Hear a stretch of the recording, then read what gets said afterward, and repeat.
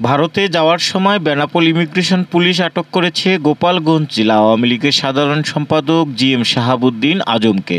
মঙ্গলবার সকাল 11টার দিকে বেনাপোল চেকপোস্টে তার পাসপোর্ট যাচাইয়ের সময় আটক করা হয়। আটক জিএম শাহাবুদ্দিন আজম গোপালগঞ্জ সদর উপজেলার বিনাপানি গার্লস স্কুল রোড এলাকার বাসিন্দা এবং মৃত মঈনুদ্দিনের ছেলে।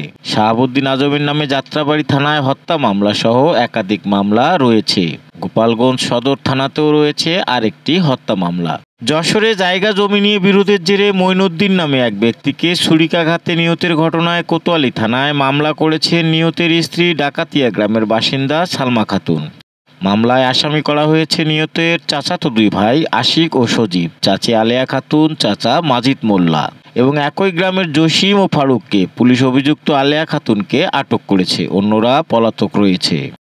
যশোর সদর উপজেলার দেয়ারা ইউনিয়নের চান্দটিয়া গ্রামে ঈদুল আজহার পরদিন জাতীয় নাগরিক পার্টির উদ্যোগে কোরবানির মাংস বিতরণ করা হয়েছে। ব্যতিক্রমধর্মী আয়োজনের মূল উদ্যোক্তা ছিলেন এনসিপির দক্ষিণ অঞ্চলীয় সংগঠক সাকিব শাহরিয়ার। অনুষ্ঠানে প্রধান অতিথি হিসেবে উপস্থিত থেকে মাংস বিতরণ কার্যক্রম উদ্বোধন করেন যশোরের জেলা প্রশাসক আজহারুল ইসলাম। বিশেষ অতিথি ছিলেন বেসামরিক বিমান ও পর্যটন মন্ত্রণালয়ের যুগ্ম সচিব এস.এম. তরিকুল ইসলাম, যশোর মহিলা কলেজের সহকারী অধ্যাপক মোফাজ্জেল হোসেন এবং আমদাবাদ ডিগ্রি কলেজের সহকারী অধ্যাপক আরিফুল রহমান কল্লোল।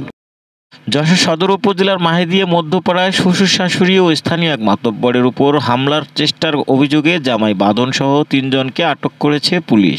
আটককৃতরা হলেন মাহেদিয়া মধ্যপাড়ার আসলাম ড্রাইভারের ছেলে বাঁধন, মণ্ডলগাতি গ্রামের আব্দুস সাত্তারের ছেলে তুহিনুর রহমান তুহিন এবং শহরের গোপ জেল রোডের আব্দুল খালেক মাস্টারের বাড়ির ভাড়াটিয়া মাহবুবুর রহমানের ছেলে হেলাল আহমেদ। যশোরের শার্শা উপজেলার নিজামপুর বাজারে এক ব্যবসা প্রতিষ্ঠানের সিঁড়িঘরে রাখা ককটেল বিস্ফোরিত হয়েছে। মঙ্গলবার সকাল আনুমানিক 6:30 থেকে 7টার মধ্যে এ ঘটনা ঘটে।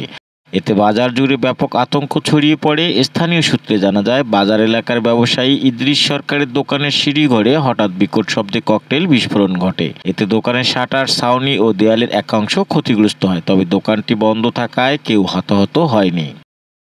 যশোরের ঐতিহ্যবাহী মনিহার সিনেমা হলে ঈদ উপলক্ষে শুরু হয়েছে শাকিব খান অভিনীত চলচ্চিত্র তাণ্ডব।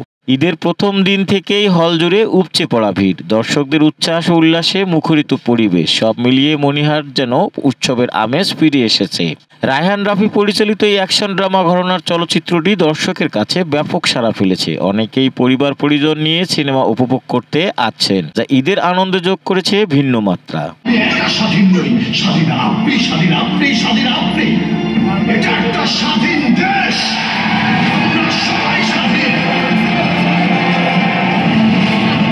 দেশ বিদেশের খবর সবার আগে জানতে ভিজিট করুন raddennews.net।